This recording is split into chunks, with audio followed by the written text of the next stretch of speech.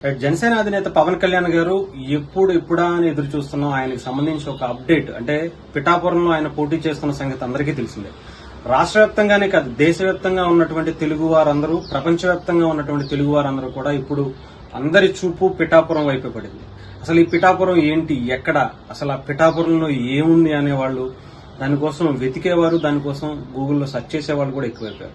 ముఖ్యంగా national media అంతా కూడా పవన్ కళ్యాణ్ గారు పిఠాపురంలో పోటీ చేస్తుంటే అక్కడే చాలా సుదీర్ఘంగా ఎక్కువ టైం అక్కడే తీసుకుని అక్కడ ఉన్నటువంటి ప్లేసుల్ని కావచ్చు, అక్కడ ఉన్నటువంటి టెంపుల్స్ ని, అక్కడ ఉన్నటువంటి పరిసరాలని కూడా అందరికీ పరిచయం చేసే పనిలో అన్ని మీడియాలు పెట్టుకున్నాయి. అయితే ముఖ్యంగా పవన్ కళ్యాణ్ గారి కోసం, పవన్ కళ్యాణ్ గారి జన సైనికుల కోసం ఒక కీలకమైనటువంటి అప్డేట్, ఎప్పుడా అని ఎదురు చూస్తున్నటువంటి ఒక అప్డేట్ అయితే వచ్చింది. అదే జనసేనాని నామినేషన్. పిఠాపురంలో పవన్ కళ్యాణ్ గారి నామినేషన్ ఎప్పుడు వేయబోతున్నారు అని చెప్పి అందరూ ఆసక్తికరంగా ఎదురు చూస్తున్నారు.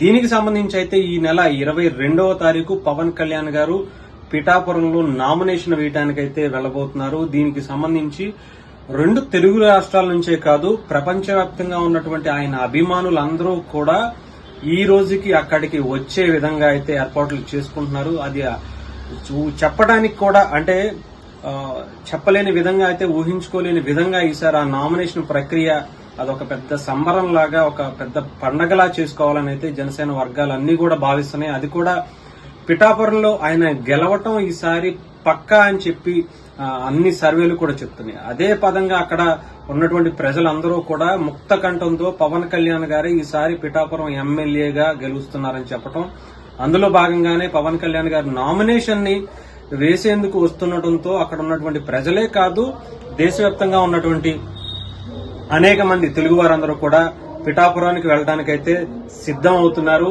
ఏదేమైనా సరే జనసేన పార్టీకి ఒక పెద్ద పండగ రేపు 22వ తారీఖు ఉండబోతుందని మాత్రం చెప్పుకోవచ్చు. ఎందుకంటే పవన్ కళ్యాణ్ గారు నామినేషన్ వేయటం, ఆ నామినేషన్ కోసం వెళ్లే ఏదైతే ర్యాలీ ఉంటుందో అది నా భూతో నా భవిష్యత్ అనే విధంగా ఏర్పాట్లు చేసుకోవడానికైతే అక్కడ ఉన్న స్థానికంగా ఉండే పిఠాపురం నాయకులు కావచ్చు, అలాగే రాష్ట్ర వ్యాప్తంగానే కాదు ప్రపంచవ్యాప్తంగా ఉన్నటువంటి జన సైనికులు అందరూ కూడా ఈ పండుగలో పాల్గొనడానికి చాలా మంది వచ్చే అవకాశాలు ఉన్నట్టుగా తెలుస్తుంది. ఇప్పటికే పిఠాపురం అంతా కూడా ఒక పండగ వాతావరణం అయిపోయింది. ఎందుకంటే పవన్ కళ్యాణ్ గారు అక్కడ పోటీ చేస్తున్నారని తెలియగానే అసలు అక్కడ నిజంగా చెప్పాలంటే రియల్ ఎస్టేట్లు కావచ్చు, హోటల్స్ కావచ్చు, ఇవన్నీ కూడా ముఖ్యంగా రియల్ ఎస్టేట్లు అయితే ఎప్పుడు కని విరిగిని ఎరుగని రీతిలో అక్కడ ఈసారి రేట్లు కూడా అమాంతం పెరిగినాయి. పవన్ కళ్యాణ్ గారు పోటీ చేయటం, ఆయన కోసం వచ్చేటువంటి అభిమానుల కోసం కొన్ని హోటల్స్ కూడా కొత్తగా స్టార్ట్ అయిపోయినాయి. అలాగే కొన్ని వ్యాపారాలు, అటు అనేక సంస్థలు కూడా అక్కడ పెట్టుబడులు పెట్టడానికి కూడా రావడానికి సిద్ధంగా ఉన్నట్టుగా తెలుస్తోంది. పవన్ కళ్యాణ్ గారు గెలిస్తే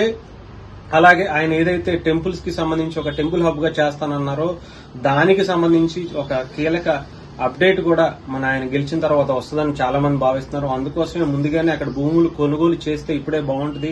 ఆ హోటల్స్ కావచ్చు, ఏవైతే ఇవన్నీ కూడా అక్కడ ఉన్నటువంటి సదుపాయాలని మనం కల్పించిన వాళ్ళు అవుతాం, అలాగే వాళ్ళ వ్యాపారాలు కూడా చాలా బలంగా చేసుకునే వాళ్ళం అవుతాం అన్నట్టుగా తీసుకున్నారు. ఏదేమైనా సరే పవన్ కళ్యాణ్ గారి నామినేషన్ కోసం వెయిట్ చేసే వాళ్ళందరికీ కూడా ఒక పండగ వాతావరణం రేపు 22వ తారీఖు పిఠాపురంలో కనిపించబోతుందని కూడా చెప్పొచ్చు. చెప్పాలంటే బాహుబలి సీన్ ని మరొక్కసారి రిపీట్ చేసే అవకాశాలు అయితే కనిపిస్తున్నాయి.